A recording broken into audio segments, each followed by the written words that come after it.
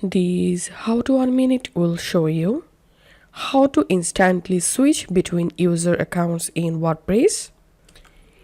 So if you're an administrator of a WordPress website and now you want to see what your editor or subscriber are doing currently in your WordPress website, follow these easy steps to simply switch to any user account.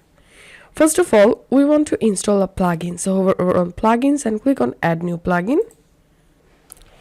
In the search plugins box, type here user switching and search for it. And this is the plugin we are looking for. Install and activate this plugin.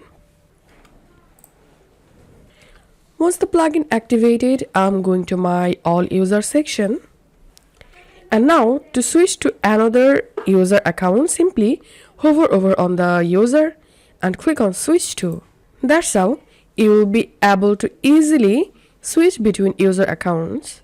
If you find this video helpful, make sure to subscribe how to 1 minute.